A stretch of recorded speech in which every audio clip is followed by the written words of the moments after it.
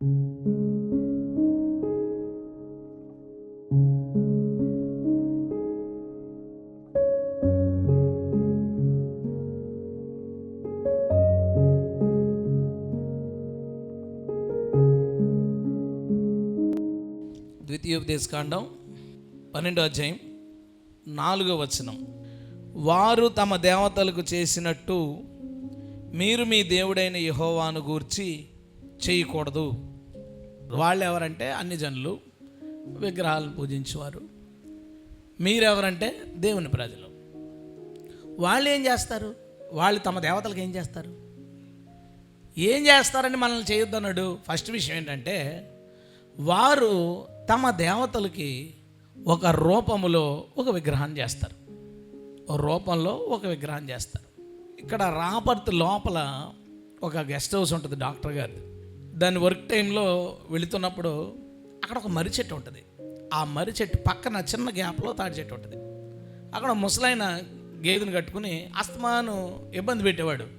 లారీలు వెళ్తారా ఎదురుకుంటా వెళ్తే ఏమైంది దారిలో ఇబ్బంది పెట్టేవాడు. వెళ్తున్నాం వస్తున్నాం. ఒకరోజు ఆయనే ఒక చిన్న రాయి తెచ్చి అక్కడ ఉన్న తాడి చెట్టు దగ్గర పెట్టాడు. చాలా కాలం అయిపోయిన తర్వాత నేను మొన్న ఒక 2 months బ్యాక్ వెళ్ళేసరికి ఆల్రెడీ అక్కడ ఇలాగ ఫోల్స్ లాగా చిన్నగా లేపి దాని మీద పైన ఒకటి అడ్డు పెట్టి దాన్ని రెడీ చేశారు. ఇంకో 10 సంవత్సరాలు పోయిన తర్వాత ఏమవుద్ది, అక్కడ గుడి ఉంటుంది. ఇంకొక సంవత్సరం పోయిన తర్వాత ఏమవుద్ది, ప్రతి సంవత్సరం అక్కడ ఉత్సవం జరుగుతుంది పొలాల మధ్యలో. ఈ పొలాలు లేని టైంలో పెడతారు బర్త్డే. అక్కడ పెట్టి మన ఇష్టమే కదా. ఇప్పుడు ఎవడన్నా పుడతాడు బర్త్డే మాత్రం కుదరదు, వాళ్ళకి చేయొచ్చు. నేను చూసి ఆశ్చర్యపడి ఏంటి ఇక్కడ అప్పుడే ఒక దేవుడు వచ్చాడు. వారు తమ దేవుళ్ళకు ఒక రూపాన్ని చెక్కుతారు. అది ఎనీ మెటీరియల్, చెక్క అవ్వచ్చు, బంగారం అవ్వచ్చు, వెండి అవ్వచ్చు, ఏదైనా కావచ్చు, తయారు చేస్తారు. దేవుడు ఏమంటున్నాడంటే, ఈ సృష్టిలో నువ్వు దేనికన్నా ఏం చేస్తావు నాకు తెలీదు, నాకు మాత్రం ఏ మెటీరియల్ వాడి ఎప్పుడు ఒక విగ్రహాన్ని, ఒక రూపాన్ని చెయ్యవద్దు. దేవునికి స్తోత్రం. అలా ఒక్కసారి ఇశ్రాయేల్ చేసినందుకు, అంటే ఈ మాట అనకూడదేమో, ఎన్నిసార్లు సనుకుంటాడు దేవుడు. వారు అరణ్యంలో దూడం చేశారు, 100 సార్లు ఉంటుంది అన్నమాట. అరణ్యంలో దూడం చేశారు. ఎందుకు? వాళ్ళు ఒక దేవుణ్ణి నమ్ముకోవడానికి దూడం చేస్తుంటే ప్రాబ్లం లేదు. విగ్రహారాధన చేశారని తిట్టి వదిలేద్దురు. ఎందుకంటే చాలాసార్లు విగ్రహారాధన చేశారు, ఒకసారని వదిలేశాడు, ఓ శిక్ష వేసి వదిలేశాడు. కానీ దూడ గురించి పదే ఎందుకన్నాడో తెలుసా? వాళ్ళు తమ బంగారం అంతటినీ పోసి ఒక దూడ రూపంలో మోసేసి ఆ మోసలో తయారు చేసి ఐగుప్తులోంచి మనల్ని బయటకు తీసుకొచ్చిన యెహోవా ఇతనే అన్నారు. వాళ్ళు ఒక దేవుణ్ణి తయారు చేయలేదు, దేవుడికి ఒక రూపాన్ని తయారు చేశారు. వాళ్ళు ఒక దేవుణ్ణి తయారు చేసి ఉంటే అది ఒకలా తీసుకుంటాడు దేవుడు, దాన్ని ఒక విగ్రహారాధన ఒక పాపంగా తీసుకుంటాడు. ఆయనకు ఒక రూపాన్ని చేయడాన్ని సామాన్యమైన విషయంగా తీసుకోలేదు, చాలా పెద్ద విషయంగా తీసుకుని దాన్ని అలా మనసులో పెట్టుకుని ఎవడెవడ దూడ చేశాడో ఆడెవడో కనాన్ని చూడలే. దూడ చేసినట్టు ఎవడో కనాన్ని చూడలేదు. అర్థమైంది మీకు? ఈవెన్ ఆ పక్క నుండి దూడ చేయించిన ఆహారంతో సహా ఎవడు దూడ చేసినట్టు ఎవడు లేడు. ఆ దూడ చేసేటప్పుడు చిన్న పిల్లలు ఆడుకునే వాళ్ళు ఉంటారు, వాళ్ళు మాత్రమే కనాన్ని చూశారు. ఎందుకు అంత సీరియస్గా తీసుకున్నాడు? దేవుడికి విగ్రహం పెట్టడం ఇష్టం లేదు. దేవునికి స్తోత్రం. ఎందుకు ఇష్టం లేదై ఉంటుంది? నాకు తెలిసి ఈ సీజన్లో కంటే బాగా దేవుడు ఎందుకు ఆ మాట చెప్పాడో మనం అర్థం చేసుకోవడం కష్టమే. ఈ సీజన్లోనే చాలా బాగా అర్థం చేసుకోవచ్చు. దేవుడికి ఒక బొమ్మ చేస్తారు. బొమ్మ చేసినప్పుడు ఆడు ఒక మోసలో వేసి కొడతాడు బొమ్మని. ముక్కు సరిగా రాకపోతే ముక్కు దిద్దుతాడు, చెవులు దిద్దుతాడు. దేవుడికి ఎలా ఉంటుంది పైనుంచి? నేను ఆదాము కదా ఇవన్నీ చేశాను. ఆదాముకి మట్టి తీసి తయారు చేసి ముక్కు ఇక్కడ పెడితే బాగుంటుంది, ఇలా పెడితే బాగుంటుంది, ఇంక మన షేప్ ఇచ్చేద్దాంలే, ఇంకిడికి మనం ఎలా ఉన్నాం అలా ఇచ్చేద్దాంలే అని కరెక్ట్గా చెవులు గీవులు చేతులు గీతులు అంత కరెక్ట్గా సెట్ చేసి ఆయన మనిషి ఎత్తే ఈయనేం చేస్తాడు? ఇప్పుడు ఈ చెవి పెద్ద చేస్తే అందంగా ఉంటుంది, ఇక్కడ ఇంకో 2 చేతులు ఎడితే బాగుంటుంది, ఒక్కొక్క స్టైల్లో ఒక్కొక్కటిలో చేసుకుంటారు వాళ్ళు. అది దేవుడికి ఎలా ఉంటుంది? దేవుడు తనని ఒకడు తయారు చేయడాన్ని ఎప్పుడు అంగీకరించడం. ఎందుకంటే ఆయన సృష్టికర్త. దేవునికి స్తోత్రం. సృష్టికర్త ఎలా యాక్సెప్ట్ చేయగలడు? దాన్ని యాక్సెప్ట్ చేయలేడు, అసలు యాక్సెప్ట్ చేయలేడు. అయితే తయారు చేస్తాడు వీడు, దానికి ఉన్న వంకరలు టింకర్లు అన్నీ సరి చేస్తాడు, దానికి రంగులు వేస్తాడు, ఒకసారి నేను చూశాను, ఒక పెద్ద విగ్రహం ఉంది, దానికి రంగు వేయాలి. ఇటు చీర అడ్డు పెడతారు కదా, క్లాత్ ఏదో అడ్డు పెడతారు. ఒక దేవత బొమ్మ అది, ఇలా కాలు మీద మఠం వేసుకుని కాలు వేసుకుని కూర్చుంటే ఆడు ఒళ్ళో కాలెట్టి మొఖానికి రంగు వేస్తున్నాడు. ఒళ్ళో కాలెట్టి మొఖానికి రంగు వేస్తున్నాడు. ఒకవేళ మన దేవుడికి ఓ బొమ్మ వేసి అలా రంగేస్తే ఆడు దాగోని గుళ్ళో బొమ్మ తలకాయ ఎగిరి అలా ఎగిరిపోయింది, అలా ఎగిసిపోయింది. ఏం చేయాలి ఇప్పుడు? ఆయన ఏం చేయాలి? అందుకే దేవుడు ఏం చేశాడు తెలుసా? నాకు విగ్రహం వద్దురు బాబు, మీకు నమస్కారం, ఆ విగ్రహం వద్దన్నాడు. ఎందుకు? తొక్కుతాం. ఎవడో దాన్ని చెక్కుతాడు, ఎవడో దానికి రంగులు వేస్తాడు, దానికి ఏదో పెట్టి ఇది నువ్వే అంటాడు. ఇంతకే దాంట్లో జీవం లేదు. జీవం గల దేవుడు జీవం లేని దాంతో ఎలా పోల్చుకుంటాడు? ఎలాగ దాన్ని ఆయన సంతృప్తి పడగలడు? ఆయన వల్ల కాదు. అందుకే ఆయన ఏమన్నాడు తెలుసా? నాకు విగ్రహం వద్దన్నాడు. మన కాకినాడ నుంచి వస్తుంటే సౌండ్ వినపడుతుంది. అనౌన్స్మెంట్ ఏం చేస్తాడంటే, మన ప్రాంతంలో ఎప్పుడు లేని మొట్టమొదటిసారిగా బెల్లం వినాయకుడిని పెట్టామన్నాడు. నేను అనుకున్న సేవల మంది వెళ్ళాడో లేదో, 9 రోజులు ఉండాలి కదా, తప్పేం లేదు, దాంట్లో తయారు చేసుకున్నాడు. ఏపీఎస్పీలో వినాయకుడు మోడీ కలిసిన బొమ్మ పెట్టాడు. అంటే పైన మోడీ తల, మోడీ గడ్డం, వినాయకుడు ఉండి ఆర్మీ గన్న పట్టుకుని ఉన్నాడు. అక్కడ అలా పెట్టాడు. ఎక్కడో జగన్నాథపురంలో అంటే జెమ్స్తో పెట్టారంట, పిల్లల దగ్గర రానికూడదు అలాంటి చోటికి, లాకు తినేస్తాడు. ఇలా ఒక్కొక్కరు ఒక్కొక్క స్టైల్లో పెట్టారు. అది వాళ్ళ ఇష్టం, దాన్ని మనం ఏం కామెంట్ చేసేది లేదు. దేవుడు గనక విగ్రహానికి అనుమతించుంటే, యేసు ప్రభు గనక విగ్రహానికి అనుమతించుంటే ఏం చేస్తారో తెలుసా? ఈయన మనకు ఉత్తరవాదం ఉంది కాబట్టి లాయర్ యేసు ప్రభు బొమ్మ పెడతాడు. ఒకడు పేపర్లు పెట్టుకుని మనం చేసిన పాపాల పేపర్లు నల్ల కోట వేసుకుని యేసు ప్రభు బొమ్మ పెడతాడు ఒకడు. ఇంకొకటి ఏం చేస్తాడో తెలుసా? డాక్టర్ బొమ్మ పెడతాడు. ఆయన పరమ వైద్యుడు కదా, ఆ డాక్టర్ బొమ్మ పెడతాడు. ఇంకొకటి ఏం చేస్తాడో తెలుసా? గొర్రెలను కాతన బొమ్మ పెడతాడు, ఆయన కాపరు కాబట్టి. ఇంకొకటి ఏం చేస్తాడో, ఈయన ప్రభు కాబట్టి సింహాసనం మీద కూర్చొని బొమ్మ పెడతాడు. అలాంటి ఎన్ని బొమ్మలు ఎడతారో నా ప్రభుకి ఇవన్నీ తెలుసు కాబట్టి, రే దుర్మార్గులారా, నాకు బొమ్మ వద్దు, నాకు విగ్రహం వద్దు, అసలు వద్దని చెప్పేశాడు. ఇక ఆయన అంతాలో చెప్పిన ఈ ఆర్సీఎమ్ముడు మొత్తానికి యేసు ప్రభుకి విగ్రహాలు తయారేయడం మొదలెట్టాడు. ఆడేం చేస్తాడు? క్రిస్మస్కి ఏమో చిన్నపిల్లడు యేసు, గుడ్ ఫ్రైడేకి ఏమో చచ్చిపోయిన యేసు, మధ్యలోనేమో ఏళ్ళు మడతట్టి ఆశీర్వదించే యేసు. ఈ స్టైల్ ఎక్కడి నుంచి తెచ్చాడో అది తెలియదు మనకి. ఎంతమంది యేసుల్ని క్రియేట్ చేశాడు. గౌరీపట్నం వైపు వెళ్తున్నప్పుడు ఎంత బాధ ఉంటుందంటే, లెఫ్ట్ సైడ్ ఏమో తయారు చేసి రంగులేసి పూజించబడుతున్న బొమ్మలు, రైట్ సైడ్ ఏమో తయారు చేస్తున్నప్పుడు చెయ్యి ఇరిగిపోయిన బొమ్మలు, కాలు ఇరిగిపోయిన బొమ్మలు. ఎవరయ్యా? యేసుప్రభు. కాలు ఇరిగిపోయిన యేసుప్రభు, చెయ్యి ఇరిగిపోయిన యేసుప్రభు, మొఖం సరిగ్గా రాని యేసుప్రభు, చేస్తున్నప్పుడు సెట్ అవని యేసుప్రభు, రంగు సెట్ అవని యేసుప్రభులు బొమ్మలు ఒక 20-30 గుట్ట కింద వేసి ఉంటాయి. ఇది యేసుప్రభువే, అది యేసుప్రభువే. ఎలా దాన్ని తీసుకుంటాడు? ఎలా దాన్ని భరిస్తాడు? కొన్ని బైబిల్ మిషన్ చర్చలు అంటే ఈ ఆర్సీఎం నుంచి అడాప్ట్ చేసుకుని బైబిల్ మిషన్ వాళ్ళు కొన్ని చోట్ల లూథరన్ చర్చ్, కొన్ని చోట్ల అయితే ఇంచుమించు అన్ని లూథరన్ చర్చిలో. నేను ఒక చర్చ్కి వెళ్ళాను, ట్రాక్స్ డిస్ట్రిబ్యూట్ చేయాలి అంటే పాస్టర్ గారి పర్మిషన్ తీసుకోండి అన్నారు. ఇంకా స్టార్ట్ అవ్వలేదు చర్చ్. నేను ఎక్కడ ఉంటారంటే ఈ పక్క గదిలో లోపల ఉంటారన్నారు. వెళ్ళాను లోపలికి. వెళ్ళేసరికి అక్కడ యేసుప్రభు బొమ్మ ఉంది, మోకాళ్ళు వేసాడు, దండం పెడుతున్నాడు యేసుప్రభు. నేను మాట్లాడి ఉండబెట్టలేక, ఇదేంటంటే ఆర్సీఎంలో కదా ఉంటుంది, మీరేంటి బొమ్మకి నమస్కారం పెడతారు, మీకు తెలుసు కదా అంటే, పెద్దలు ఊరుకోడండి అన్నాడు. రేపు యేసుప్రభు సింహాసనం దగ్గర ఏమయ్యా బొమ్మకి ఎందుకు దండం పెట్టుకున్నావు అంటే, పెద్దలు ఊరుకోలేదు ప్రభు, నాకు పరలోకం అంటే పెద్దలను అడుగు అంటాడు. నీకు ఏం కావాలంటే అది పెద్దలను అడుగు, అక్కడే ఉన్నారు వాళ్ళు, ఇల్లు అడుగు అంటాడు. ఎంత విచిత్రం. పెద్దాపురం స్వర్ణ దేవాలయానికి వెళ్తే నేను చెప్పాను మీకు ఒకసారి, ట్రాక్స్ పంచుతుంటే ఒక పెద్ద ఆవిడ, ఒక 60 సంవత్సరాలు పైన ఉంటాయి, అక్కడ పెద్ద సిలువ ఉండి, ఈ సిలువ మీద యేసుప్రభు బొమ్మ ఉంటుంది. ఈ కాళ్ళు దగ్గర ఆవిడ మాత్రం ఏడ్చేసి తలతో తుడిచేస్తుంది కాళ్ళు. ఆవిడ ఫీలింగ్ ఏంటి?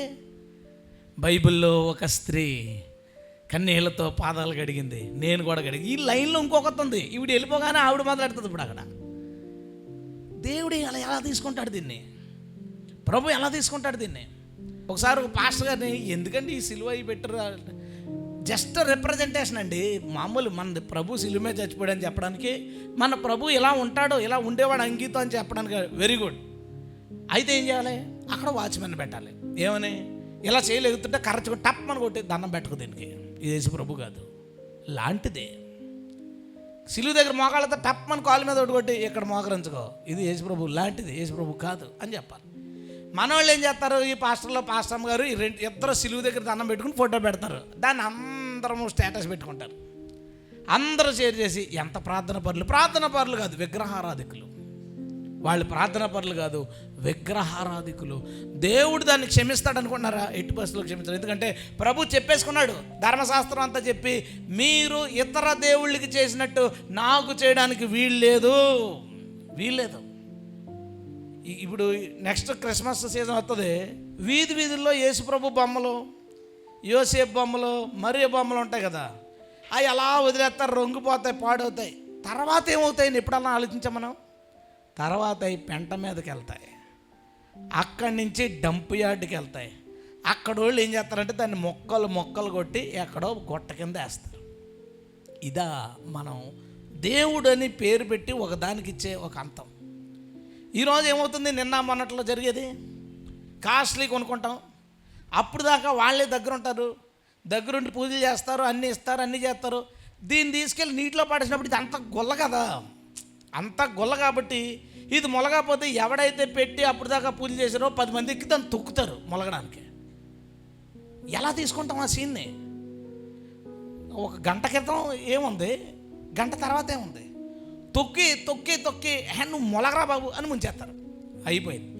ఈడిపోయిన తర్వాత ఒక 2 రోజులు పోయిన తర్వాత ఇంకో బ్యాచ్ వస్తాం, మున్సిపాలిటీ బ్యాచ్, అదొచ్చి ఏం చేస్తే వీటన్నిటిని పీకి రోడ్డు మీద పడేసి కాళ్ళు చేతులు తలకాయ సెపరేట్ చేసి గుండ కింద కొట్టి దాన్ని కొట్టేస్తారు. ఏముంది తేడా యేసు ప్రభుకి దీనికి? మనం కూడా తెచ్చాం. ఒకసారి నేను చెప్పిన గుర్తు, ఒక హోటల్లో యేసు ప్రభు బొమ్మకు దండేశాడు, ఎదర బజ్జీ పెట్టాడు. నేను ఏంటిది అని అడిగాను. తెట్టిన బాబు, ఇంతకుముందు ఏదో నమ్ముకునే వాళ్ళని దేవుడు మమ్మల్ని దర్శించాడు, దేవుడు మమ్మల్ని దీవించాడు అన్నాడు. నేను అన్నాను, ఇదేంటది, అలా పెట్టకూడదు, మనకు వాక్యమే దేవుడు అన్నాను. ఓ నెల పోయిన తర్వాత వస్తే ఆడ రెఫరెన్స్ పెట్టి దానికి వేసాడు దండ. ఏం చేయను, ఆడ వాక్యం దేవుడు అంటే ఎలా అర్థమైందంటే అక్షరాలకు దండ వేయాలన్నమాట, దాన్ని పూజించాలన్నమాట. మళ్ళీ అందరం కూడా అంతే కదా, బైబిల్ మనకు దైవ సమానం, కాలుకి తగిలిందంటే అయ్యి బాబోయ్ ఎంత బాధపడిపోతాం. మనం వాక్యం దేవుడు అంటే దేవుడు మాట, దేవుడు మనకి, దేవుడు ఏం చెప్పాడో అదే మనకు దేవుడు. దేవుడు మాటలు రాసింది దేవుడు కాదు, దేవుడు మాటలు రాసిన ఫ్రేము మనకు దేవుడు కాదు. యేసు ప్రభు లాంటిది ఆయన ఇలా ఉండుంటాడని తయారు చేసిన ఏ బొమ్మ మనకు దేవుడు కాదు. నీకు ఎప్పుడైనా ఒక పరిస్థితి ఎదురైతే, యేసు ప్రభుది నీట్గా ఒక బొమ్మ తయారు చేశారు, ఆ వెనకాల పైన ఏదో వస్తువు ఒకటి పట్టుకోవాలి, ఎక్కడానికి ఏమీ లేదంటే ఆ కాలు మీద ఒక కాలు, భుజం మీద ఒక కాలు వేసి, ఆ తల మీద ఒక కాలు వేసి దాన్ని తీయగలగాలి. నువ్వు అలా తీయగలిగినప్పుడే నీ దేవుడు ఒక బొమ్మ కాదని నీ మనసులో ఒప్పుకున్నట్టు. దేవునికి స్తోత్రం. ఎందుకులే యేసుప్రభు బొమ్మ కదా అన్నావు కనుక రే, చాలా పెద్ద పాపం, చాలా సీరియస్గా తీసుకుంటాడు. ఎందుకంటే ఏం జరుగుద్దో ఆయనకు తెలుసు. వచ్చేస్తున్నాం కాకినాడ నుంచి, మనం కొత్త బొమ్మలు తయారు చేస్తున్నాడు. ఈడెవడు అప్పుడే వినాయక గొప్ప సంవత్సరం గురించి తయారు చేస్తున్నాడంటే, ఈసారి లేడీ ఇప్పుడు ఏంటి నెక్స్ట్ దసరాకి రెడీ చేస్తున్నారు. ఈడు రంగులు వేసేటప్పుడు ఎలాగ ఈడు ఆలోచన ఎలా ఉంటుంది? ఒకసారి ఒక వ్యక్తి ఒక సైకియాట్రిస్ట్ని అడిగాడు, అది పుస్తకంలో ఉంది. సైకియాట్రిస్ట్ ఒక అతను ఉంటాడు, పట్టాభిరామని. ఆయన తన పుస్తకంలో అతనికి ఎదురైన ప్రశ్నలకి సమాధానం రాశాడు. అందులో ఒకడు ప్రశ్న ఏమడిచాడో తెలుసా? మా దేవతలను చూసినప్పుడు నాకు కోరికలు కలుగుతున్నాయి, అపవిత్రమైన ఆలోచనలు వస్తున్నాయి, దీన్ని బట్టి నేను చాలా ఫీల్ అవుతున్నాను, ఏం చేయమంటారని రాశాడు. ఈయనేం చెప్పాడో తెలుసా ఆన్సర్? మనం పెట్టుకున్నా కదా, అదేం తప్పు కాదు, నీకు నచ్చినట్టు ఆలోచించుకున్నాడు. మన దేవుడు విగ్రహం ఎందుకు వద్దన్నాడో తెలిసిందా నీకు? ఎలాంటి చెప్పుకుంటే ఇది ఒక్క విషయాన్ని సాయంత్రం దాకా చెప్పచ్చు. ఎన్ని రకాలు చేసుకుని గబుక్కుని అనుకోకుండా బొబ్బాయికాయకి చిన్న మూతి ఎలా వచ్చిందా, అది దేవుడే. మామిడి పండు తోక వంగిందా, అది దేవుడే. అట్టిపళ్ళు కవలొచ్చిందా, అది దేవుడే.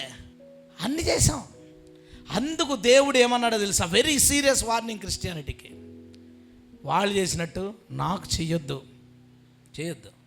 మీ ఇళ్లలో యేసు ప్రభు లాంటి ఫోటోలు ఇలాంటివి ఏమన్నా ఉంటే అర్జెంటుగా తీసి కాల్చేయండి. అయ్యి బాబు యేసు ప్రభుని కాల్తాను అనుకున్నావు కనుక, అనుకోవడమే పాపం, కాల్చడం పాపం కాదు, అలా నువ్వు అనుకోవడమే పాపం. అవి వద్దు మనకి. కాస్ట్లీ కొనుక్కుని ఆ కమ్యూనియన్ ఫోటోలు అవి బట్టి ఈ ఫోటోలు ఎందుకు మనకి దేవుడేమో లోపల ఉంటే గోడ మీద ఎందుకు రా బాబు, లోపల ఉంటే దేవుడు గట్టి స్తోత్రం చెప్తామా, హల్లెలూయా. ఎందుకు మనకి గోడ మీద వద్దు, ఇంకా ఆలోచన వద్దు. అండ్ మీకు ఇంకా ఓపిక ఉంటే ఎక్కడైనా యేసుప్రభుకి సంబంధించిన బొమ్మలు సిలువలు ఉంటే ఓ చిన్న ఫ్లెక్స్ తయారు చేయండి, దాని మీద ఇది యేసుక్రీస్తు ఇలా ఉండొచ్చనే ఒక నమూనా కోసం మాత్రమే తప్ప ఇది యేసుక్రీస్తు కాదు, దీనికి మొక్కితే నరకానికి పోతారు కాబట్టి మొక్కొద్దు, జస్ట్ చూసి వెళ్ళిపోండి అని వచ్చిన ఫ్లెక్స్ అంటించి వెళ్ళిపో. నీ వంతుగా ఒక 200 అవుద్ది, 150 రూపాయలు అవుద్ది చేసి నీ వంతుగా ఏదో బొమ్మ దగ్గర పెట్టి పాస్టర్లు తిడితే తిట్లు తినే, జనాలు తిడితే తిట్లు తినే, కానీ నీ దేవుడి కోరికను నెరవేర్చడానికి ప్రయత్నించు. కొంతమంది అయినా ఆలోచిస్తారు, గట్టి స్తోత్రం చెబుదాం, హల్లెలూయా. ఎంత పాడు చేసి పాడేశారంటే, ఎంత పాడు. ప్రతి చర్చి డిజైన్లో సిలువులు, పెద్ద సిలువులు పెట్టి దానికి ఎవడో ఒకడు మొక్కేస్తాడు. దానికి ఏంటి నువ్వు చెప్పు, నువ్వు పెట్టాల్సి వచ్చిందా డిజైన్లో చెప్పు. ఎవడైనా నేను బయట సిలువ ఒకటి పెట్టాను, నరకం వెళ్ళడానికి మీకు ఒక అవకాశం ఇస్తున్నాను, నా సిలువ పెట్టి దండం పెట్టి నరకానికి పోండి, పెట్టకుండా వాళ్ళు వస్తే నువ్వు పరలోకం వెళ్తావు అని ఒక ఆప్షన్. నేను ఎందుకు ఎక్కడ ఏం పెట్టలేదు, నేను అలాంటి అవకాశం ఒకటి మీకు ఇవ్వదలుచుకోలేదు, అలాంటి ఒక ఛాన్స్ నేను ఇవ్వదలుచుకోలేదు. ఎందుకురా బాబు అని నేను ఏం పెట్టను కూడా. ఇది దేవుడు హర్షించేది కాదు, దేవుడు కోరుకునేది ఎట్టి పరిస్థితుల్లో కాదు. అందుకని జాగ్రత్తగా ఉందాం. మీరు ఎక్కడికి వెళ్ళినా అక్కడ ఏమైనా ఇలాంటివి ఉంటే చెప్పండి, మీరు చేసే ప్రయత్నం మీరు చేయండి. ఎందుకంటే దేవుడు ఏమాత్రం సంతోషించే విషయం కాదు. దేవునికి స్తోత్రం.